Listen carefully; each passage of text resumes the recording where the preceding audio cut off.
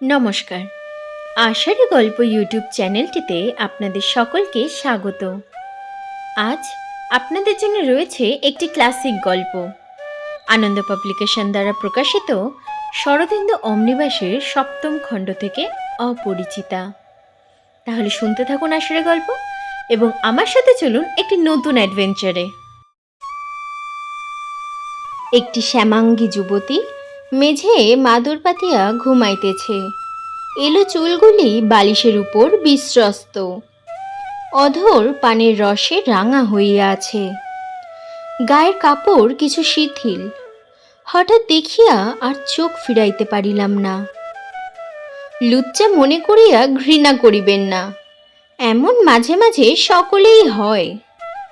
আমি বিবাহিত লোক, 10 বৎসর ধরিয়া দাম্পত্য জীবন অতিবাহিত করিতেছি।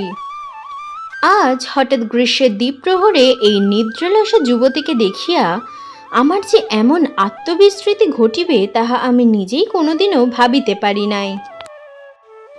ঘরে ঢুকিয়া মাদুরের উপর চোখ পড়িতেই চমকিয়া উঠিয়াছিলাম। কিছুক্ষণ দ্বারের কাছেই দাঁড়াইয়া রহিলাম। যুবতী শিয়রে খোলা জানলা দিয়া অপর্যাপ্ত আলো প্রবেশ করিয়াছিল। লোভী আলো যেন লুব্ধতা সংবরণ করিতে না পারিয়া বিশ্বস্ত বসনার অঙ্গে ঝাঁপাইয়া পড়িয়াছিল। দাম্পত্য সৌভাগ্যের কৃপায় আমার মনে একটা বিশ্বাস জন্মিয়াছিল যে স্ত্রী জাতির দেহ মন সম্বন্ধে সবকিছু অভিজ্ঞতা ও অনুসন্ধিৎসার অবসান হইয়াছে। কিন্তু হঠাৎ যেন অভিনব দৃষ্টি লাভ করিলাম। সচরাচর যে আটপৌরে দৃষ্টি দিয়া জগৎ ব্যাপার নিরীক্ষণ করিয়া থাকি তাহা পরকলার মত খসিয়া গেল। পা টিপিয়া টিপিয়া নিদ্রিতার পাশে গিয়া দাঁড়াইলাম। তাহার চক্ষের দীর্ঘ পল্লবগুলি অল্প অল্প স্পন্দিত হইতেছে, পানের রসে রাঙা ঠোঁট একটু নড়িতেছে, গাল দুটিতে ঈষৎ রক্তিমাভা। দেখিলাম বাহিরে নিদ্রিতা হইলেও অন্তর্লোকে সে কোনো চটুল সকৌতুক খেলায় মাতিয়াছে। রাঙা ঠোঁট ঈষৎ বিভক্ত হইয়া গেল। শুনিলাম অর্ধস্ফুট কণ্ঠে সে বলিতেছে, রাজার দুলাল যাবে আজি মোর। কি সর্বনাশ! কবিতা? রাজার দুলাল? এই যে অতি বড় দুঃস্বপ্নেও কল্পনা করিতে পারি নাই। নিদ্রিতার মুখের উপর দিয়া আরো কত বিচিত্র ভাব ক্রীড়া করিয়া গেল। আমি নিঃশ্বাস রোধ করিয়া দেখিলাম, বুক গুরু গুরু করিতে লাগিল।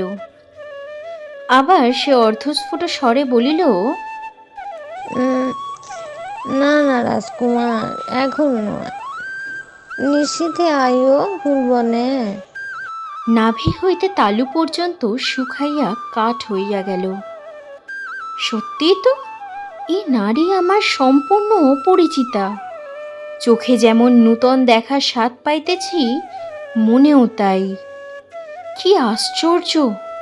10 বৎসর বিবাহ করিয়াছি, একসঙ্গে উঠিতেছি বসিতেছি, একদিনের জন্যেও কখনো ছাড়াছাড়ি হয় নাই, অথচ হঠাৎ দারুণ ভয় হইল। তবে কি এ সে নয়? এতদিন ধরিয়া যাহাকে চিনিবার ভান করিয়াছি, সত্যিই তাহাকে চিনি না।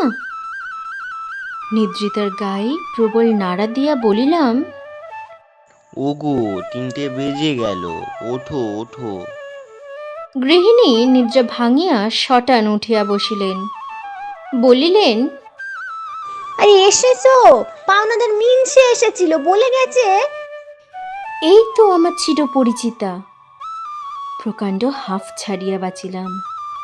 বলিলাম, আরে সুলই যাক পাওনাদার, এখন শট করে 1 পেলা চা তৈরি করে দাও তো দেখি, গলাটা ভারী শুকিয়ে গেছে।